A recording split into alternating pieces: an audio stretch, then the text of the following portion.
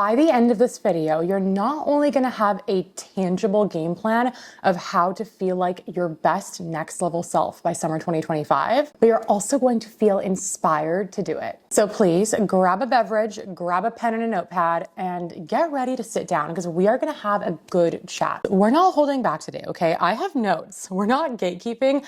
I am providing you the formula that I give to my clients and that I even use on myself to get the best results. I've actually broken this video up into sections, and in each section there's gonna be key takeaways and tangibles because we love tangibles around here. Also, for those of you who are new to the channel, my name is Tina. I'm a certified fitness and nutrition coach, and my passion is to help women just like you to become their healthiest, most confident, most embodied self. Like, I just love helping women to become the version of themselves that does the things she says she's going to do, like lives in pure alignment with her vision. So that's why in this video, I'm gonna be giving you the formula. But before we can get into that, we need to talk about mindset for a second, because the best game plan in the planet is not gonna get you results if you're not in the right headspace to execute that game plan. What do I mean by that? I mean that you have to believe wholeheartedly that you are capable of stepping into this next level version of you. Because simply wanting something, like cognitively,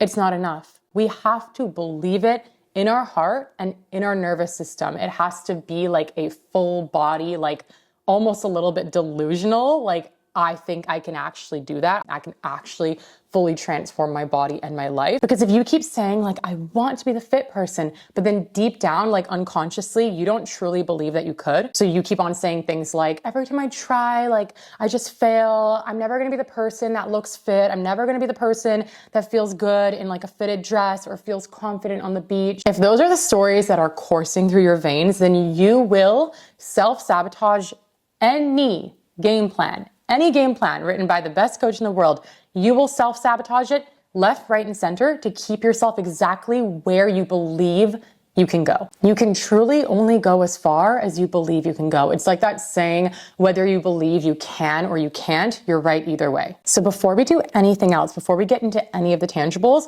I want you to take a deep breath and allow yourself to be a little bit delusional in what you believe you can accomplish. Don't allow your nervous system to keep you stuck in the familiar zone. Just because you've never accomplished that version of you yet does not mean that she does not exist, and it does not mean that she cannot exist. What I'm trying to say is believe that you can. Truly, wholeheartedly believe that you can change your life and evolve. It's all so much more within your reach than you realize in this moment. Okay, now this might sound corny, but next thing I want you to do is just close your eyes and go into that Delulu version of you who believes she can do and become anything, and ask yourself the most ideal version of you, the healthiest, the most thriving, the fit, like confident version of you. What does she look like? How does she feel when she looks in the mirror? What are her energy levels like? How does she feel when she walks up a flight of stairs or goes on a long hike? Now that version of you that you just visualize, that dream version of you that can exist, by the way, we need to start acting like her today. We need to start acting like her before we have actually become her. What does that mean? It means we have to start embodying the actions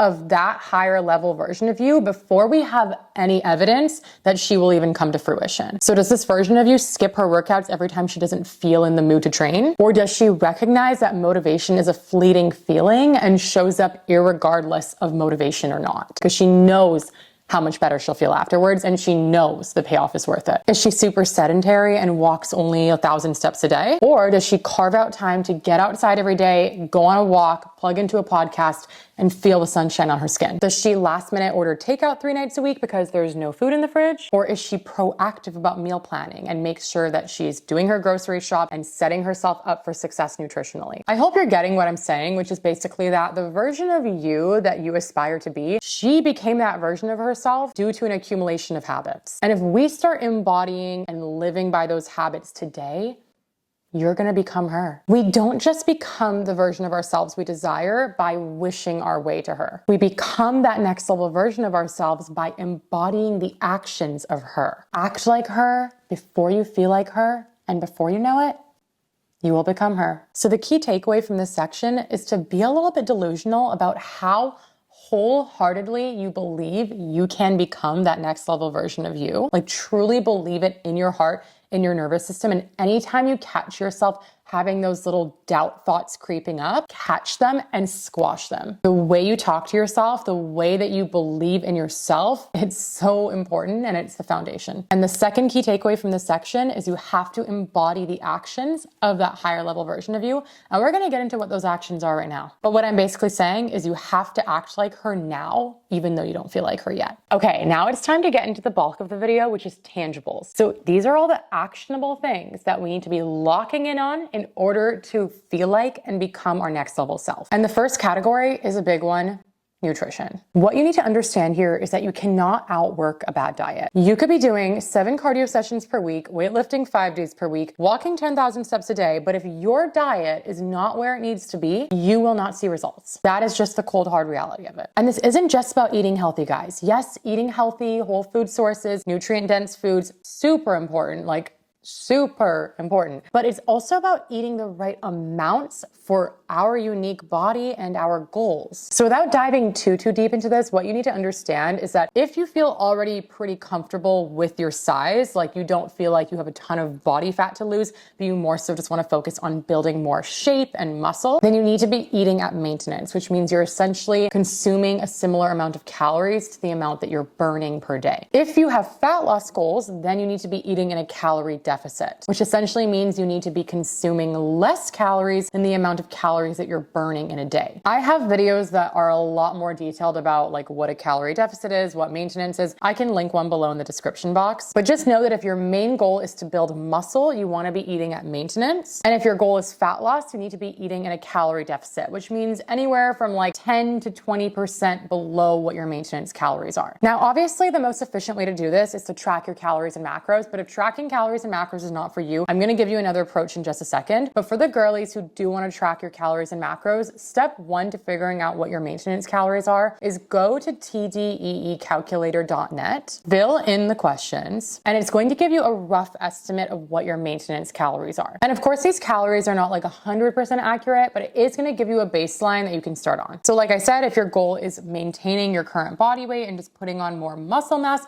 you could eat at those maintenance calories that it suggested. And then for protein, you want to be aiming for between 0.7 to 1.2 grams of protein per pound of body weight. I know that's a really big range, but pretty much if you're someone who absolutely doesn't really like protein or you really struggle to meet your protein goals, you could start on the lower end of somewhere between 0.7 to 1 gram per pound of body weight. But if you're someone who's really good at meeting your protein needs and you enjoy higher protein foods, you could start on the higher end of between 1 to 1.2 grams of protein per pound of body weight. In terms of fat, you want to be getting at least 0.4 grams per pound of body weight. This is pretty much just to ensure optimal brain health and hormone health, because eating enough fats per day is really important for our body. And then the remaining calories you can pretty much just allocate towards carbs or any combination of protein, carbs, and fats. So let's just say that my maintenance calories are 2,000 calories and I want to aim for about 1 gram of protein per pound of body weight and obviously 0.4 grams of fat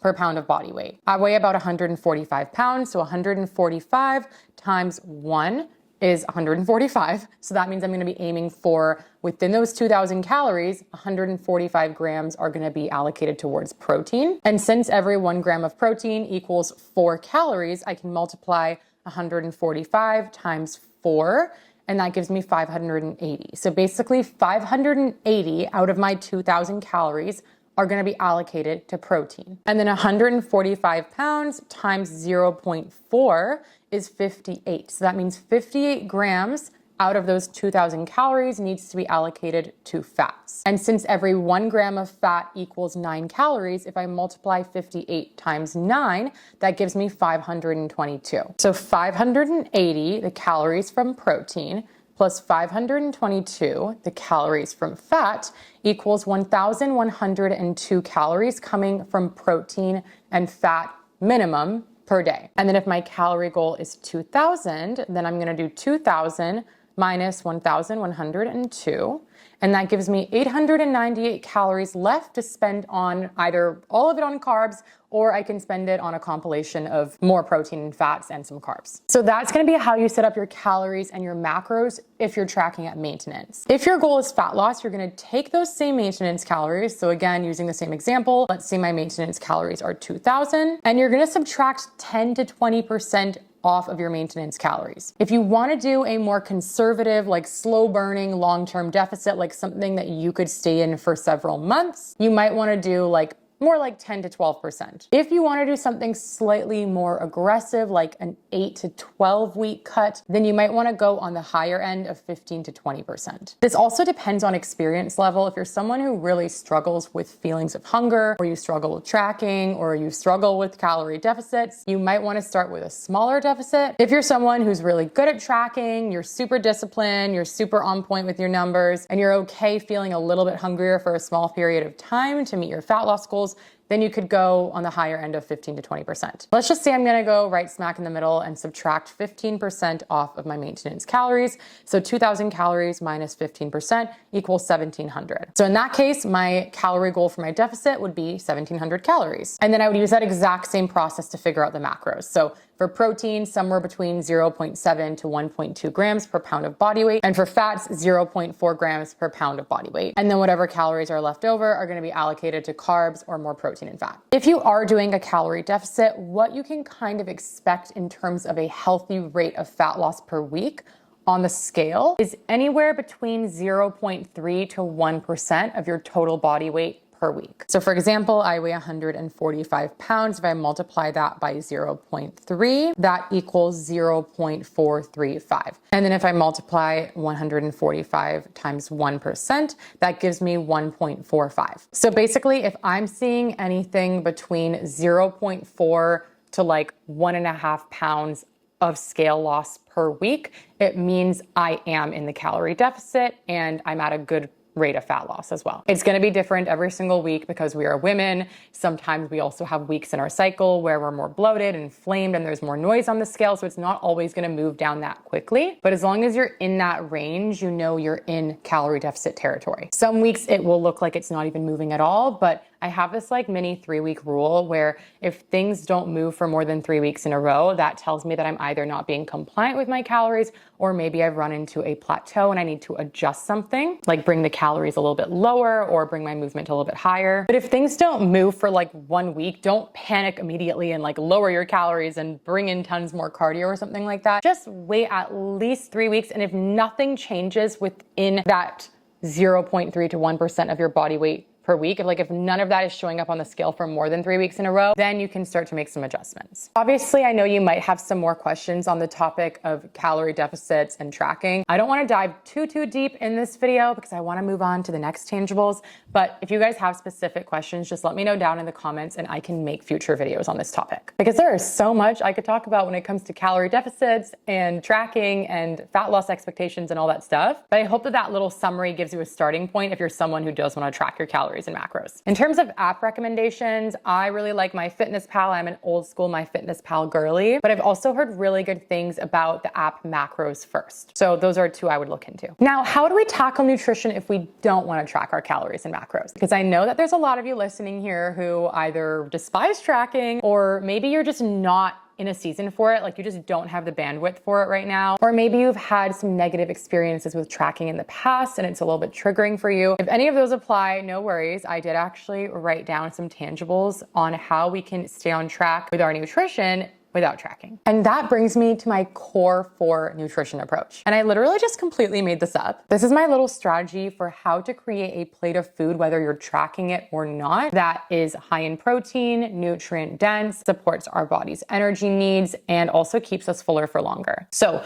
the 4 things that you want to include on your plate are a source of protein, complex carbohydrates, veggies, and healthy fats. I'm gonna give you a couple of examples, and here's a super basic one. So let's just say you're having some chicken breast that was cooked in olive oil, and then some roasted sweet potatoes and some green beans. Obviously, you're getting your protein from the chicken breast. Your healthy fats are gonna come from the olive oil that the chicken breast was cooked in, but you could also add like some additional healthy fats onto the plate, such as like a few slices of avocado or some sprinkles of cheese or something like that. Then we get our veggies from the green beans, and we get our complex carbs from the sweet potato. So this checks off all the boxes of protein, complex carbohydrates, veggies, and healthy fats. So this kind of meal is gonna keep you full. It's supporting your body's needs for protein, keeps your energy levels stable, all the good things. Another example would be something like a bolognese pasta. So let's just say you add some extra lean ground beef, some whole grain pasta, some broccoli and mushrooms, and some marinara sauce in there as well. So you're getting your protein and some fats from the extra lean ground beef. You're getting your complex carbs from the whole grain pasta, and you're getting some veg from the broccoli and mushrooms. The broccoli and mushrooms are also gonna help to add more volume and like kind of bulk up the plate without adding very many extra calories. Another example might be something like a protein smoothie. So let's just say you add some milk or water to a blender, 1 scoop of protein powder, some frozen berries or like half a banana, a tablespoon of natural peanut butter, and some spinach. And then you blend that all up. You're gonna get your protein from the protein powder, of course. You're gonna get your healthy fats from the natural peanut butter. You're getting some carbs from the berries or the half a banana that you added, and you're getting some veggies from the spinach. So that's another example of the Core 4 approach. You can get like so creative with this. You could make like any compilation of meals like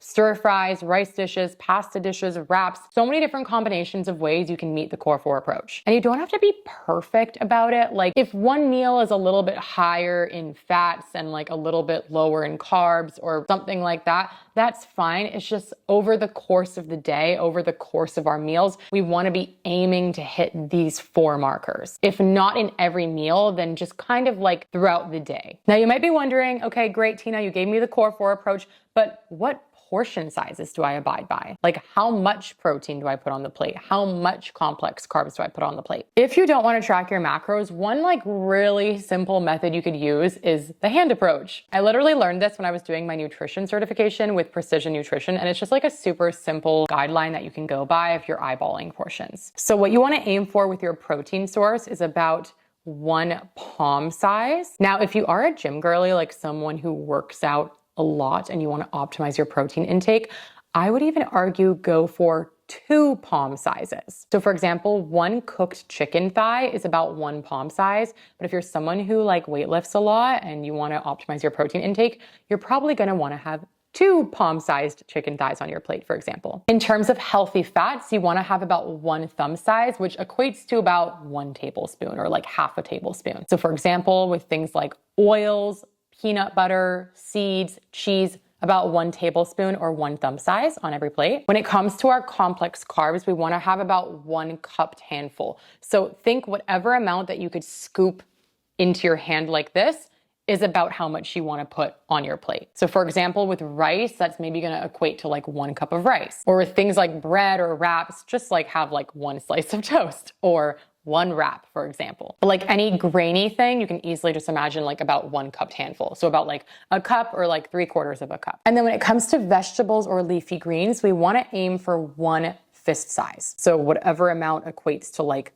the size of your fist. But honestly, if you're asking me personally, I would say like go unlimited with the veggies. If there's anything you want to like go a little bit overboard on portion size wise, do it with the veggies. Because calorically speaking, vegetables and leafy greens not only have so little calories, you can honestly eat so much of them for like very little calorie cost, but also they're high in micronutrients, usually high in fiber, they're good for digestion and gut health and all the things. So if there's anything you want to add a little bit extra of, if you're like still hungry after eating that amount of food, like a palm of protein, cupped handful of carbs, thumb size of fat, and a fist of veggies, and your goal is fat loss specifically, then go for more veggies and more protein. Try not to just gravitate towards grabbing more carbs when you're still hungry, especially if your goal is fat loss. I know our heart wants more pasta, but if your goal is fat loss specifically, reaching for more veggies and protein if you're still hungry after eating that amount is gonna be in more alignment with your goals. If your goals are more like building muscle or you're like in a small surplus, you're actually trying to gain some weight, then obviously you can go back for a little bit more carbs and all the things, but those are just my general recommendations. The other thing I want you to do in compilation with like the hand portion sizing method, if that's what you're gonna be doing, is to monitor and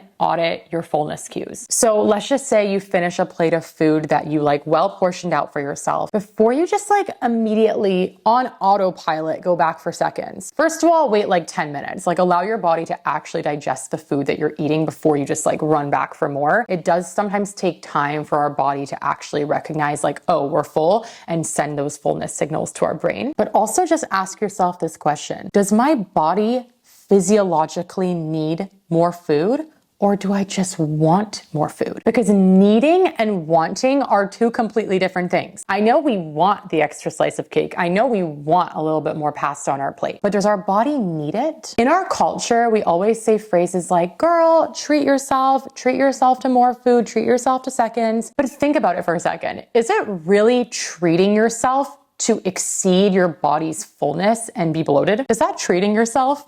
Not really. And it's getting you out of alignment with your goals. So just asking yourself that question before you go back for seconds: does my body really physically need more? Or do I just want more because I'm bored, or because I want the dopamine hit that's gonna come from eating more food? If you are genuinely still hungry, like I said, go back for more protein and veggies, or maybe even some more carbs as well if like you're at maintenance or you wanna build more muscle, if that's your main goal. But if you ask yourself that question and you recognize, you know what, like I've actually had enough, like I'm actually pretty satisfied, consider ending the meal there. Go pick up your journal, go read a Colleen Hoover book, go on a hot girl walk, go do something else that's gonna make you feel good on a soul level. Because here's the thing, a lot of us, and this is something I've struggled with myself in the past and continue to struggle with sometimes, is that we outsource our feel-good feelings to food. We rely on food to be the thing that makes us feel good, and we need to stop relying on food for that. Food is beautiful. Food is, honestly, like I love food. Food to me is associated with travel, culture, spending time with family, friends. Like I'm not trying to say you shouldn't enjoy the deliciousness of food, but I'm saying like enjoy it, but respect your body's fullness in eating it.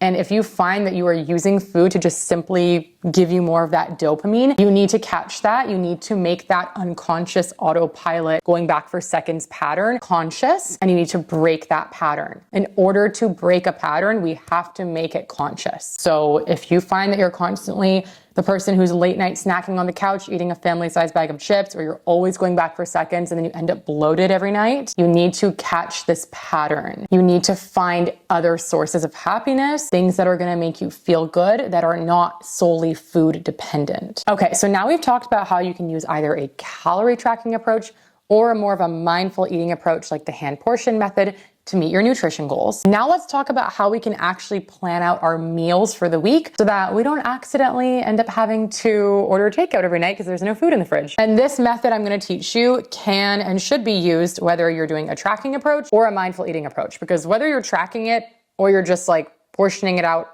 eyeball wise, you still need food in the fridge. You still need to know what you're planning to eat. So what you're gonna do is you're literally gonna create a Google document, or you're gonna create a new note on your iPhone or your Android or whatever you're using, and you're gonna write down these 4 categories: breakfast ideas, lunch ideas, dinner ideas, and snack ideas. Okay, now you're gonna spend a little bit of time, and this is gonna take a little bit of time, to brainstorm at least 3, ideally 3 to 5 meals under each meal category, and bonus points if those meals can fit in with the core 4 approach. I'm gonna give you some examples, but guys, you could literally chat GPT this up. Like you could literally go on chat GPT and say, hey chat GPT, give me some breakfast ideas that have protein, like a lean protein source, complex carbohydrates, healthy fats, and some veggies, and that are 300 to 500 calories or whatever. Literally chat GPT is gonna give you like 1,000 ideas. It's literally that easy nowadays, okay? But I used my brain. I did not AI this. I literally just thought of these in the last 5 minutes. So for breakfast ideas, let's say I have overnight protein oats, veggie scramble, and a protein smoothie on there. For lunch ideas, I have a turkey and avocado sandwich, chicken, rice, and broccoli, and a chicken salad, like a chicken Greek salad. For dinner ideas, I have a bolognese pasta with broccoli, a shrimp stir fry, and salmon, sweet potato, and Brussels sprouts. Obviously, I only put 3 ideas in each category, but over time, the idea is that as you like try new recipes and you experiment in the kitchen, you start to add more items to each category. And this is going to be what we call your meal roster. So basically, these are going to be the meals that you rotate through in each category, depending on the day or the week or what you're feeling. If you want something sweeter or more savory for breakfast, for example. Now we're just going to quickly double check that the meals that we put under each category are generally taking off the core 4 approach. So let's just analyze a couple of them together. So for the protein overnight oats, I am making that with oats, vanilla protein powder, raspberries, and a drizzle of peanut butter on top. Those are the ingredients I need for that meal. So I'm getting the protein from the protein powder, that's a tick. I'm getting the fiber and complex carbs from the oats and from the raspberries. I'm getting some healthy fats from the drizzle of peanut butter. And obviously there's gonna be no veggies in this meal unless you like adding veggies to your oats, which I personally do not, but you do you. But generally speaking, it ticks off majority of the boxes. And I know that I'm going to get veggies in like other meals throughout the day. So I would consider this a good core 4 approached meal. Let's also extract the chicken, rice, and broccoli idea that I have under my lunch category. So obviously we're getting protein from our chicken, we're getting carbs from our rice, we're getting some fiber and veggies from our broccoli. And then let's just say that we cooked our chicken in olive oil. So there's our healthy fats. Anytime you're cooking your food in healthy fats, such as coconut oil, extra virgin olive oil, avocado oil, ghee, or grass-fed butter. Those are like my top 5. I consider that like a tick off of my healthy fats for the core 4. But obviously you could also add additional fats. So if I wanted to, I could add like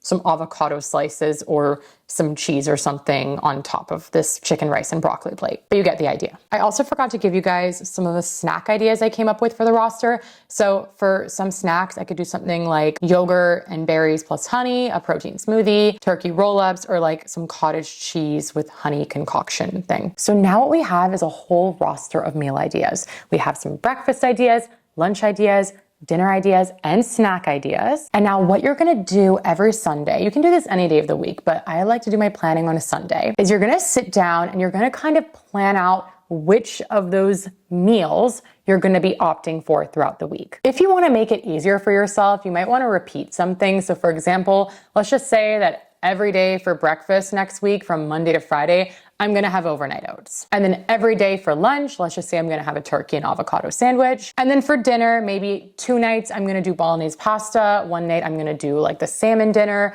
And then the other 2 nights, I'm gonna do like some sort of chicken and rice situation. Once you've kind of decided which of those meals you wanna have for the upcoming week, and you can be as like type A about this if you want. If you wanna be like super specific, like this is exactly what I'm having for my breakfast, lunch, dinner, snacks Monday. This is exactly what I'm having for my breakfast, lunch, dinner, snacks Tuesday, etc. You can be super type A about it. But you can also be a little bit more like type B about it. So for example, if you don't wanna plan out every single meal for every single day, you can also just write down like general things like I'm gonna have for breakfast next week protein smoothies and overnight oats. Those are gonna be my breakfast. I don't know which day I'm gonna have which one, but I just wanna make sure I have the ingredients on hand to make protein smoothies and overnight oats next week. And then for lunches, I'm gonna alternate between like my turkey and avocado sandwich and like a chicken rice situation. So I'm gonna make sure I have the ingredients for those 2 things. And you can literally like get as fancy about this as you want. You can like make spreadsheets, you can create color-coded notes in your iPhone, and then based on the meals that you've decided for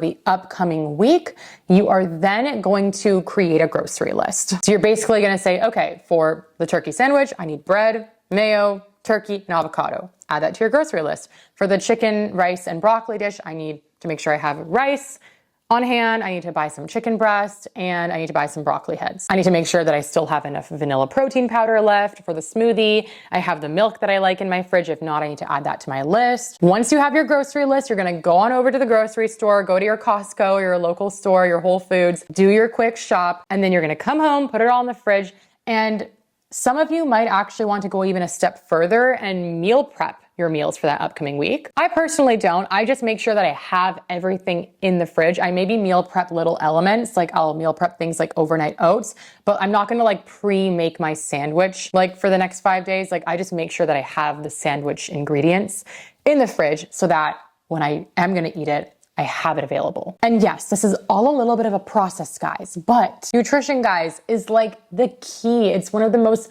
vital parts of living a healthy, thriving lifestyle. So if there's anything I want you to put more effort towards, make it this. You'll also find that a lot of the meals on your roster end up using the same ingredients. So for example, most of my go-to meals include rice and bread, chicken and eggs, milk and yogurt, cottage cheese, extra lean ground beef, pasta, pasta sauces, mushrooms, broccoli, berries, and protein powder. If I have those like 10 things, I can make pretty much 90% of the things on my meal roster. And depending on your individual likes and preferences, you will find that over time, there's like a pattern of ingredients that you keep on needing. And once you realize what those things are, the grocery shops become a lot more automated and easier. And honestly, whether you are tracking your calories or macros or not, you're gonna wanna do this method. If you don't, you're gonna find that you constantly end up coming home from work being like, there's no food in the fridge. I don't know what to eat. And what do we do when that happens? We end up doing takeout. We end up having some sort of frozen dinner situation, which there's nothing wrong with from time to time. But if that's like your norm, like every day or every other day,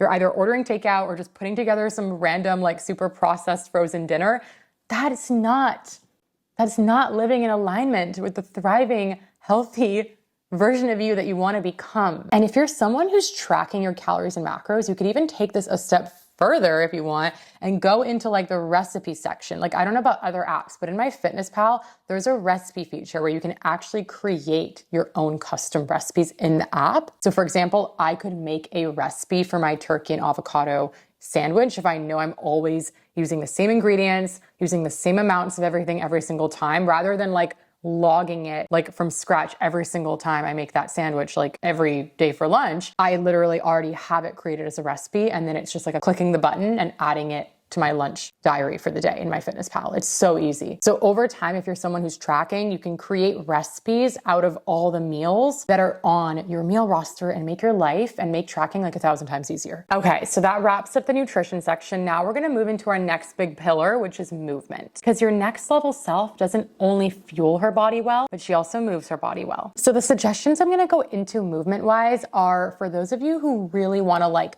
lock in. Like you almost want to go a little bit above and beyond what would be considered like your lifestyle, like baseline normal level of movement. You want to go a little bit above and beyond that these next few weeks to really lock in, maybe like shred down, maybe feel a little extra lean and tight like going into the summer months. But I'm also going to give you some like lifestyle year-round level tangible goals as well for those of you who are a little bit more new to fitness and you don't want to overwhelm yourself with like the super like intense lock-in level movement goals. You can also just aim for like the baseline stuff too. Because girlies, I do want to help you lock in. I want to give you the framework for those of you who want to go a little bit above and beyond. But I also want to make sure that after like these few weeks are over and you do like a more intense like summer lock-in prep, you also have like some baseline tangibles to come back to. Because we don't do 100 to 0 over here, okay? We're not gonna like go all out with our movement and then the second like July 1st hits and like we're feeling really good now, we just like go back to doing nothing. I want you to be in it for the long game. So if you wanna take things up a notch and be a little bit more intense with your step goal and your movement goals and cardio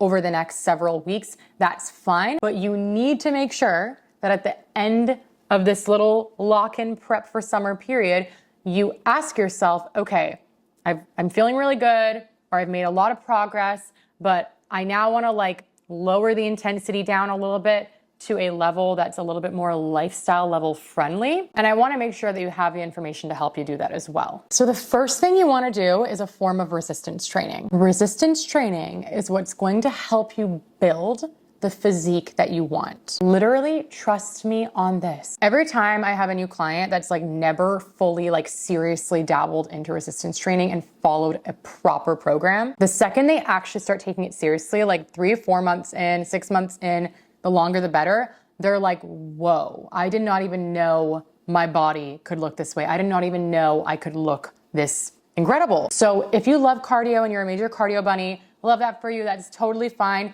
We're gonna talk about how we can add in cardio as well, but you need to be doing a form of weightlifting. My tangible advice here is please, please, please, please follow a program. There are so many program options out there and app options out there nowadays, but what I would recommend is following a training split where you're in the gym or working out from home with weights at least 3 or 4 days a week. 3 days per week, make that like your minimum. If you really struggle with consistency, start with 2 days per week, but 3 to 4 days per week is going to be the sweet spot for majority of women, and it really works well for most women that I've worked with. And if you're in the market for a really good program to follow, I do sell some pre-made programs on my app. I can leave the links for that below, but basically these are a once-off, one-time purchase, and I have programs that range from 4 weeks all the way up to 16 weeks. I have programs that are focused on glute growth, fat loss, beginner programs, all the things. The pre-made programs are designed to be done independently though. So basically you purchase your program, you get access to the app and some additional bonus resources. You get form videos of every exercise, a rep and a weight tracker. Like, the app is amazing. But if you are someone who wants to train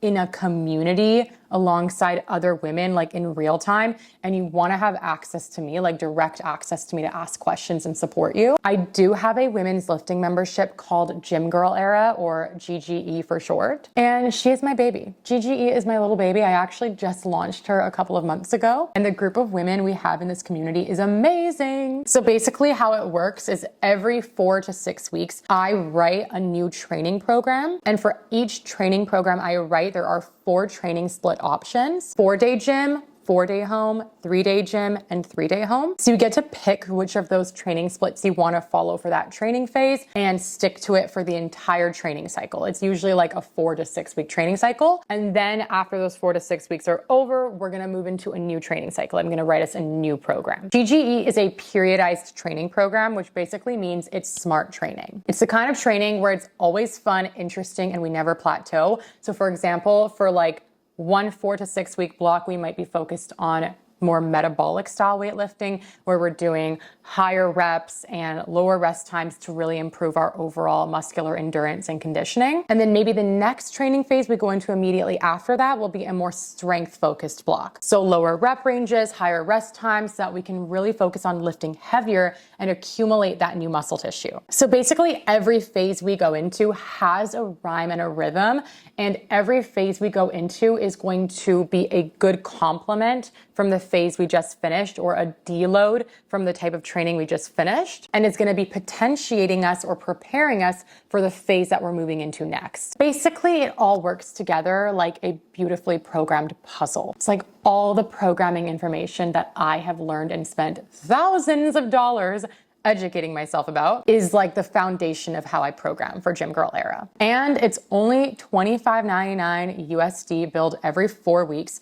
You can cancel your membership anytime. So there's no harm in trying it. And if you're looking to follow a really solid program, but you want a little bit more of a community element and you want to be in the group chat with me where you can ask me direct questions, then I will leave the links for that below. And because you're here and you're watching this, I am also going to offer you a little discount off of your first month. So just enter the code YouTube at checkout and it'll get you $5 off of your first month. Okay, but irregardless of what weightlifting program you want to follow, whether it's mine or someone else's, please just make sure that you're following a structured, well-written program. Do not just spend your time doing like a random influencer workout every other day. This is literally the slowest way to build muscle and the slowest route to see the results that you want. Just trust me on this, guys. If there's one thing I know well, it's weightlifting. Okay, now let's chat about one of my other favorite forms of movement, which is daily steps. If you're someone who has fat loss goals, let me tell you one of the secret weapons to help steepen your calorie deficit: walking. And it doesn't have to be a speed walk.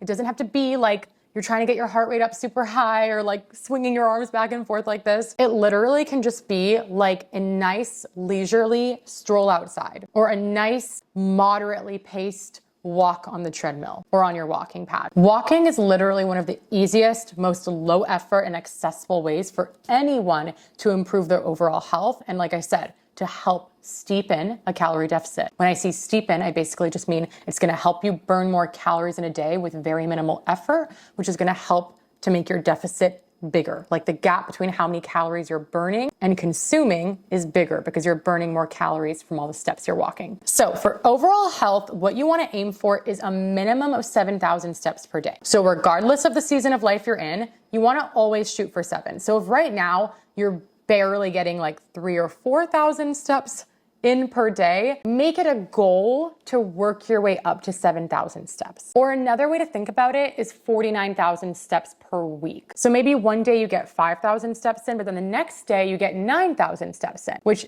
is still averaging to 7,000, right? So for a lot of my clients, it helps to just think of it as more of a weekly target rather than a daily target. And yes, the daily target of 7,000 steps per day is the easiest way to hit 49,000 steps per week. But knowing that, you have some options to have some lower step days because you can make up for it on other days can also be beneficial, because there are some days where like we're in the office or we're just driving a lot and there's not a lot of time for walking. And that's why it can be helpful to think of it as like a weekly target as well. Now, let's say you're already averaging around 7,000 steps per day pretty easily. Like you're already doing that right now. That's your baseline. If that's you, and especially if your goal is fat loss, what I want you to do is bump that up to 10,000 just for the next several weeks. For the next several weeks leading up to summer, bump your step goal up to 10,000. Might not seem like that big of a deal, but going from 7,000 to 10,000 is 3,000 extra steps per day, which is 21,000 extra steps per week. It's going to make a difference if your goal is to lean out a little bit. If you're already hitting 10,000 every day, like super easily,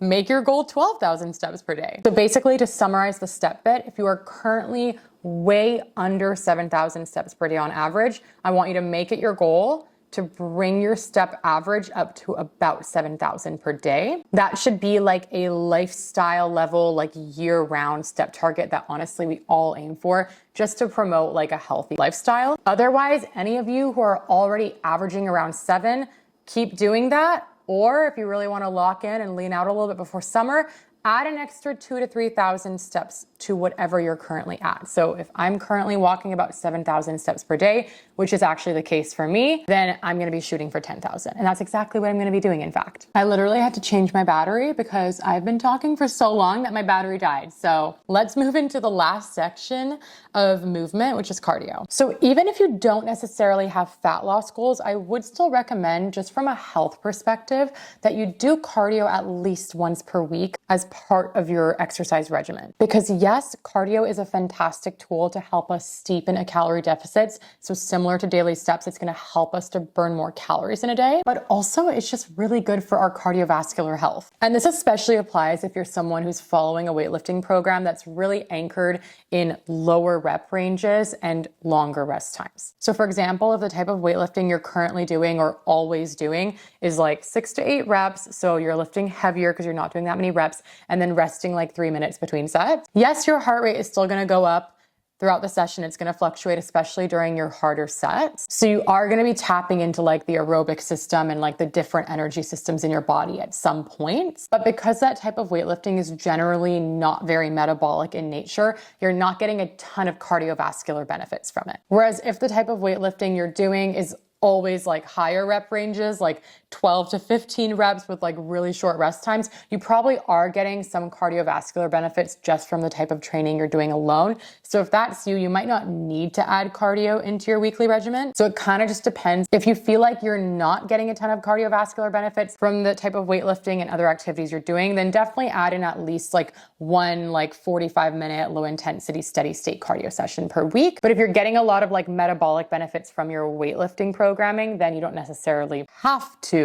do it for health. And obviously there's lots of different styles of cardio that we can do. The main two types are going to be duration-based cardio and interval-based cardio. So duration-based, some examples would be like propping up your treadmill on an incline and walking at like a low to moderate intensity for like 45 minutes. Or doing like a 45-minute Peloton ride, something like that. Or like a really slow jog for like 5-6 kilometers. Whereas interval-based cardio would be things like F45, where it's like 45 seconds on, 15 seconds off. Or things like sprints, where you're sprinting all out, high capacity for like 15 seconds, and then resting for 2-3 minutes, and then doing it again. My personal favorite forms of cardio, especially if your goals are fat loss, are LISS or MISS. LISS stands for low intensity steady state, and MISS stands for moderate intensity steady state. So basically these are both duration-based forms of cardio. LISS is just gonna be like a little bit less intense than MISS. Like with MISS, like we're still doing duration-based work, but our heart rate's gonna be a little bit higher. It's gonna be a little bit more challenging.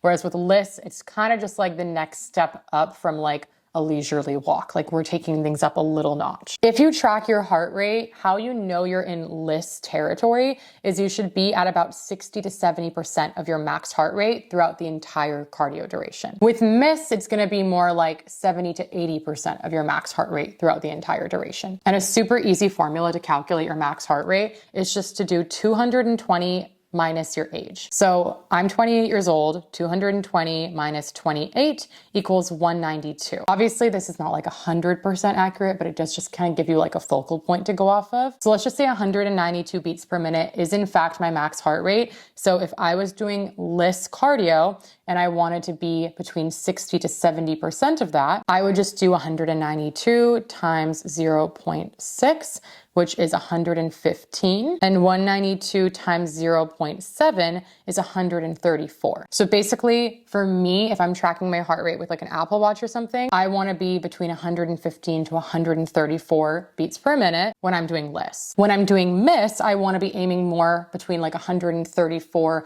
to 155 beats per minute, because now we're aiming for 70 to 80% of my max heart rate. The reasons I love LISS and MISS is because they are really easy to recover from. So unlike HIIT workouts or like interval workouts, which are like pretty taxing on the system and can be quite difficult to recover from, depending on the person, of course. LISS cardio is like super low intensity. It's working our aerobic base. It's breaking a sweat out of us. You know, we're getting that good endorphin flow and like that mental clarity afterwards, but it's not that hard. Like it might feel really hard at the beginning, especially if you're not used to doing any cardio at all. Like you might feel like, oh, this is so challenging. Like obviously your body still has to adapt to it if you're not used to doing it. But over time, as your body does adapt, it starts to feel pretty easy. Like you can easily zone out, put on a show, like a Netflix episode, listen to a podcast. I usually like edit content while I'm doing LISS and it like flies by. So you can do it immediately after your weightlifting workouts. Don't do it before, because that's gonna mean that you go into your weightlifting workout a little bit fatigued. But it does pair well right after your weightlifting workout, or ideally doing it on like your rest days. So if you really want to lock in for summer and you have the bandwidth, what I would suggest is that on top of your 3 or 4 weightlifting sessions per week, as well as your step goal, you're going to aim for 2 or 3 LISS cardio sessions per week. So how this can be broken up is you can either do 2 45-minute LISS cardio sessions, or you could do 3 30-minute LISS cardio sessions. Either way, it still equates to the same thing, which is 90 minutes of cardio throughout the week. Or you could even do like 4 20-minute MISS sessions. So a little bit of a higher intensity because you're only doing it for 20 minutes, but doing it 4 times a week. Okay, so that covers our movement category. So now I want to put this all together for you in a beautifully constructed game plan. So get ready to write this down. So for nutrition, we either want to track our calories and macros. If you're doing that, you can go to tdeecalculator.net to figure out an estimate of your maintenance calories. If your primary goal is fat loss, you want to be eating in a 10 to 20% calorie deficit below your maintenance. If your main goal is muscle growth, you want to be eating at calorie maintenance or maybe slightly above it. When it comes to macros, for protein, you want to aim for between 0.7 to 1.2 grams of protein per pound of body weight. For fats, we want to aim for a minimum of 0.4 grams of fat per pound of body weight. And then the remaining calories can be allocated towards carbs or any compilation of carbs plus more protein and fats. If you don't want to track your calories and macros, but you still want to make sure that you're optimizing your nutrition, then hone in on the Core 4 approach and consider using the hand portion guide to portion out your plates. Regardless of the nutrition approach you use, make sure that you are planning out your weekly meal roster, coming up with breakfast ideas, lunch ideas, dinner ideas, and snack ideas that ideally hit into the Core 4 approach. And then every Sunday, you're going to sit down, pick which of those meals on your roster you want to eat the upcoming week. Based on what meals you choose, you're going to come up with a grocery list. Go to your grocery shop and make sure that your fridge is stocked and any applicable meal preps have been done. When it comes to movement, there's 3 key areas we want to focus on: resistance training, daily steps, and maybe cardio. For resistance training, I would recommend 3 to 4 workouts per week, ideally following a really smart, well-structured training program. As already mentioned, if you are currently in the market for a good training program, I do sell pre-built app-based programs, which I will link below. Or if you want to train in a community and have direct access to me for support, I do have a women's lifting membership called Gym Girl Era, and our next training phase is actually starting on Monday, May 26th. And the training phase that we're going to be starting on the 26th is going to be very conditioning focused and metabolic. So it's going to be really good for improving overall fitness while still challenging the muscle tissue. It's also a really good type of training for anyone who has fat loss goals. Okay, and something I'm so excited to announce is that between Monday, May 26th till Sunday, June 29th, so over the duration of that 5-week conditioning based phase, we are also doing a little 5-week lock-in before summer challenge. So basically, on top of doing the workouts, myself and the girls in our community are also going to be aiming for 10,000 steps per day and 75 to 90 minutes of LISS cardio per week. So like, we're going to have all cylinders fully firing. We're going to have the weightlifting program, the step target, and the cardio target, and we're all doing it together as a community. And I'm going to be giving you this little spreadsheet tracker so you can actually monitor your progress over the 5 weeks. Not to mention, you're literally getting all of these resources, like essentially a free challenge framework with coaches support and a community for $25.99 a month. So if you're looking for the framework, like the full-on game plan, as well as the community and the real coaches support to really execute on your summer lock-in, I highly recommend you join. Literally, you could even just join for the 5-week challenge and then cancel after. Plus, then you get to do your lock-in with me and we'll all be like on the same wavelength. It's gonna be so fun. But regardless of what program you're following, guys, just please make sure you are resistance training at least 3 or 4 days a week. Okay, moving on to daily steps, we wanna be aiming for a minimum of 7,000 steps per day, regardless of whatever season of life we're in, just to promote a more active and less sedentary lifestyle. If you're already averaging around 7,000, great, keep doing that, or consider adding 2,000 or 3,000 steps on top of that if you really want to lock in and lean out a little bit more before summer. So for example, personally speaking, during the little 5-week lock-in challenge, I'm going to be aiming for 10,000 steps per day. Once those 5 weeks are over, I am going to reassess and ask myself what step goal feels realistic. Do I want to bring it back down to 7 as my baseline, or do I want to keep it a little bit higher for summer? We'll see. But irregardless, I always try to shoot for 7, no matter what time of year it is, whether I have fat loss goals or not. Because the version of me who is thriving and feels her best mentally and physically is a walker girl. When it comes to cardio, if the training program you're following occasionally goes through training phases that are a little bit more conditioning and metabolic in nature, you don't necessarily need to add additional cardio on top of that. But if the training program you're following is very like strength focused and there's really little to no conditioning work sprinkled in there from time to time, then you may want to consider including at least 1 cardio session in per week on top of that, just as like a baseline. If you have fat loss goals and you really want to lock in before summer, my suggestion would be including 2 or 3 LISS or MISS cardio sessions in per week on top of your scheduled weightlifting workouts. Okay, guys, that is all the tea. That is the full framework. This is actually exactly what I am going to be doing myself over the next 5 weeks. I really hope you found this helpful and got some value bits from it. Please let me know in the comments if there's anything that you want me to elaborate on more in future videos. Or if you have any questions about anything I went over in this video, also feel free to ask. I'm so happy to chat. You have got this. I believe in you, but please make sure that you believe in you. And I will see you in the next one.